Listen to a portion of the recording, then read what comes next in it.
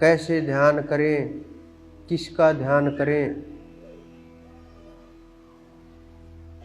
अनेकों साधक जो अंधेरे के अंदर भाग रहे हैं, न मंजिल का पता, न रास्ते का पता,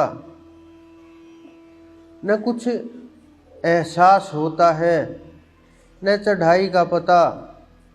उन्हें ये भी मालूम नहीं कि इस जन्म में कल्याण होगा या नहीं होगा, कुछ मिलेगा या नहीं मिलेगा, या हम केवल अंधेरे के अंदर तीर चला रहे हैं।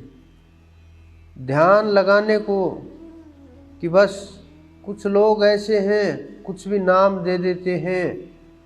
कुछ लोग देवी देवताओं की पूजा करते हैं, वो उनके नाम दे देते हैं कि आप इनको याद करना, कल्याण हो जाएगा।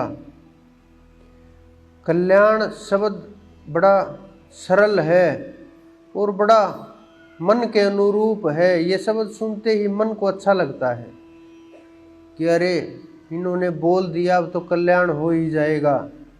उन्हें ये नहीं पता कि आत्मज्ञान दूर का रास्ता है, ब्रह्म ज्ञान दूर का रास्ता है, परमात्मा प्राप्ति दूर का रास्ता है, वहाँ तक पहुँचना दूर का रास्ता है। उन्हें यही मालूम नहीं कि सत्य का जो मार्ग बोलते हैं कि सत्य का मार्ग, सत्य के मार्ग के ऊपर चलो, वो मार्ग ही नहीं छोड़ पाते। वो लोग मार्ग और मंजिल एक ही मान करके बैठ जाते हैं और साधना शुरू कर देते हैं, लेकिन मार्ग और रास्ता कभी एक नहीं होते, हो ही नहीं सकता, क्योंकि मंजिल अलग होगी, रास्ता अलग होगा। कुछ लोग रास्ता छोड़ना नहीं चाहते कि नहीं, ये नहीं छोड़ेंगे हम। अगर रास्ता कदमों के द्वारा पीछे नहीं छोड़ोगे तो कदम आगे कैसे बढ़ेंगे, और कदम आगे नहीं बढ़ेंगे तो मंजिल की दूरी कम कैसे होगी। मार्ग कोई भी मंजिल नहीं हो सकता। मार्ग आपकी यात्रा में सहायक हो सकता है, आपकी मदद कर सकता है, आपको वहाँ पहुँचने के लिए सरल मार्ग जो आपके लिए उचित हो सकता है, वहाँ ये हो सकता आप जल्दी पहुँच जाओ, आपको कठिनाई ना हो, परेशानी का सामना ना करना पड़े, किसी प्रकार की समस्याएं ना आए, ये हो सकता है। लेकिन ये नहीं हो सकता कि आप रास्ते के ऊपर बैठ करके बोल दो मैं मंजिल पर पहुंच गया हूं। वो जीव फिर संसार के अंदर आएगा, कोई न कोई शरीर धारण करेगा, फिर घूमता रहेगा और फिर वही चक्कर शुरू हो जाएगा। तो ये ध्यान नहीं लगता, ध्यान नहीं लगता। बहुत वर्ष साधना की, बैठे भी 4-4 घंटे लगा दिए। कुछ लोगों की तो बैठक इतनी मजबूत हो गई, 7-7, 8-8 घंटे लगा दिए, मन पकड़ में नहीं आया, श्वास पकड़ में नहीं आया, रूप पकड़ में नहीं आया, ध्यान एकाग्र नहीं हो पाया, कुछ भी चीजें अनुभव नहीं हुई। बस मान लिया कुछ अंधेरे के अंदर कभी कभी प्रकाश छिटकता दिखाई दे गया, कभी छोटा मोटा एहसास हो गया, कोई देवी देवता या काल छोटा मोटा रूप धर के आ गया, बस संतुष्ट हो गए।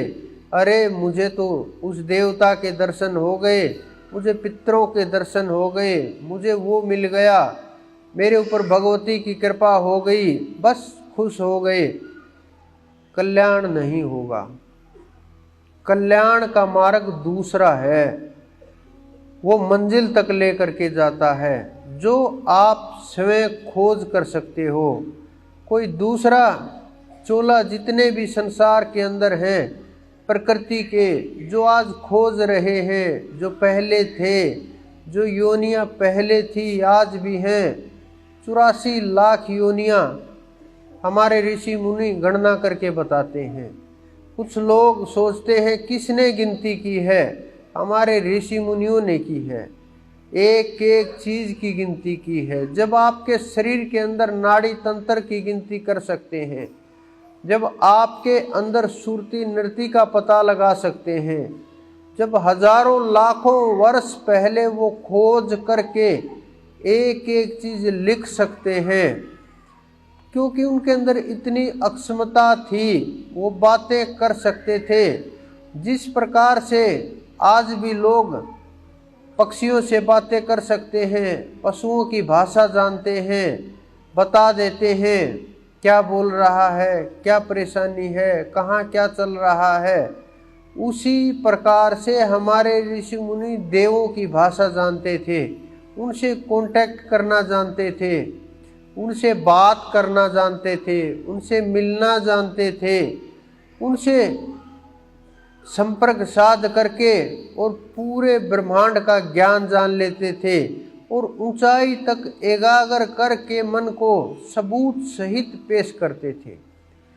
वो ऋषि मुनि उन्होंने खोज की, उन्होंने ये साधना की भी खोज की कि कैसे मनुष्य को आत्मज्ञान प्राप्त हो सके, मनुष्य किस प्रकार उस ब्रह्म तक जा सके, जीव कैसे जागता है, कैसे जगाया जाए।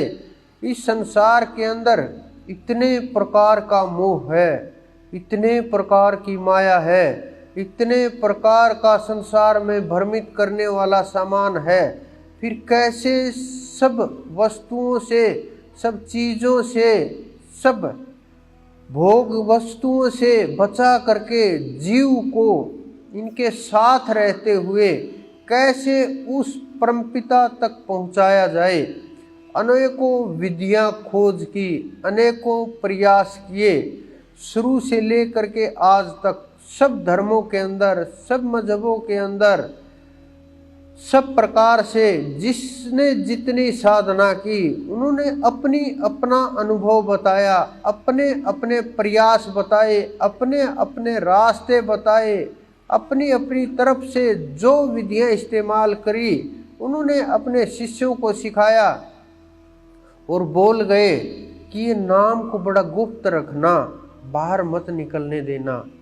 इनके बहुत रहस्य होते हैं कि क्यों, किस लिए नहीं बाहर निकलना चाहिए।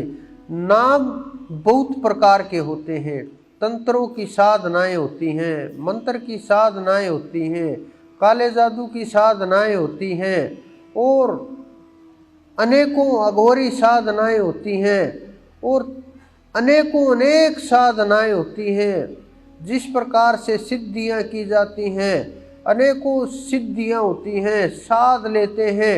ऐसी भी योगनियां हैं कि कान के अंदर आपकी बातें बता देंगी, आपको लगेगा बड़ा सिद्ध है, लेकिन आत्मज्ञान नहीं है। आत्मज्ञान वो तत्व है जो सोच समझ से परे है। जितने भी ये योगनियां हैं, पिशाचनियां हैं, ये छोटे छोटे काम जो आपको बहुत बड़े नजर आते हैं, अरे पता चल गया बात का, ये कुछ भी नहीं है। ये मात्र 2-4 महीने के अंदर ये विद्याएं प्रकट होने लगती है। साधारण से साधारण मानव भी इसको सीख करके और इस प्रकार से प्रचार प्रसार करते हैं कि जैसे इनसे श्रेष्ठ कोई हो ही ना।